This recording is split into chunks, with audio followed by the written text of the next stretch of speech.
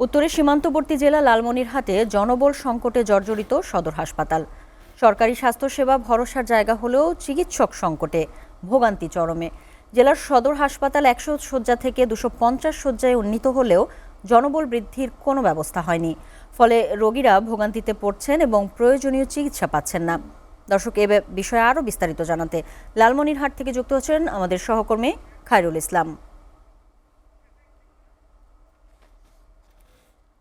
খায়রুল, লালমনিরহাট সদর হাসপাতালে জনবল সংকট ও চিকিৎসা বিষয়ে আমরা জানতে পেরেছি যে সেখানে জনবল সংকটের কারণে আসলে চিকিৎসা পাচ্ছে না কাঙ্ক্ষিত চিকিৎসা, সেই ব্যাপারে যদি বিস্তারিত জানাতেন। আচ্ছা, জি সাবরিনা, আপনি যেমনটি বলছিলেন, উত্তরের এই সীমান্তবর্তী জেলা লালমনিরহাটের চিকিৎসার একমাত্র অবলম্বনের জায়গা হচ্ছে লালমনিরহাট সদর হাসপাতাল। কিন্তু এই লালমনিরহাট সদর হাসপাতাল ১০০ শয্যা থেকে ২৫০ শয্যায় উন্নীত হলেও শুধুমাত্র অবকাঠামোগত দৃশ্যমান একটি উন্নয়ন হয়েছে। এর ভিতরে প্রধান যে চালিকা শক্তি, অর্থাৎ এই সদর হাসপাতালে যে জনবল, এই জনবল সংকট কিন্তু কাটেনি। এবং এই জনবল সংকট থাকার কারণে এখানে প্রতিদিন চিকিৎসা নিতে আসা রোগীরা কিন্তু প্রতিনিয়ত একটা দুর্ভোগে পড়ছে। যদি একটু তথ্য দিয়ে রাখি আপনাকে, তা হচ্ছে লালমনিরহাট সদর হাসপাতালের প্রতিদিন বহির্বিভাগে শুধুমাত্র ১৫০০ থেকে ২০০০ মানুষ এখানে আসে ডাক্তার দেখাতে, চিকিৎসা নিতে। এছাড়াও কিন্তু জরুরি বিভাগ যে রয়েছে সেখানে এসে প্রতিদিন ভর্তি হয়ে থাকে যে মানুষগুলো, তারা কিন্তু সেখানে এসে প্রতিদিন সেবা নিতে তারা ব্যাহত হচ্ছে।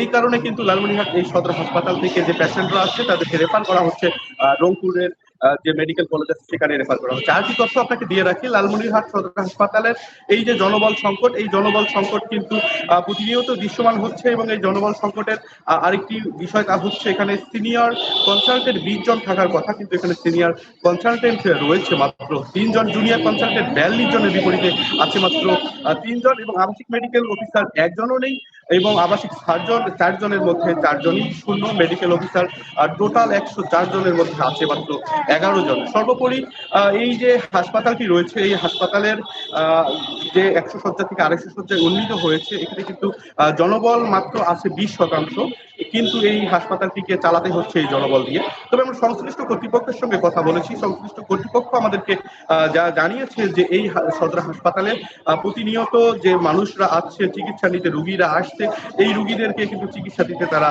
হিমশিম খাচ্ছে। আরেকটি ব্যাপার হচ্ছে, সাম্প্রতিক সময়ে দুর্যোগ ব্যবস্থাপনা ও ত্রাণ মন্ত্রণালয়ের মন্ত্রী অধ্যক্ষ আসাদুল হাবিব দুলু, এবং তিনি লালমনিরহাট ৩ আসনের সংসদ সদস্য, তিনি কিন্তু আকস্মিক এই সদর হাসপাতাল পরিদর্শন করেছেন, এবং পরিদর্শন শেষে তিনি এই জনবল সংকট কাটার, অর্থাৎ এই নতুন সরকার জনবল সংকট দূর করে এখানকার মানুষের চিকিৎসা সেবা নিশ্চিত করবে, এমনটাই কিন্তু এই অঞ্চলের মানুষকে আশা দিয়ে রেখেছেন, এবং এই অঞ্চলের মানুষ এখন আশায় বুক বাঁধছে।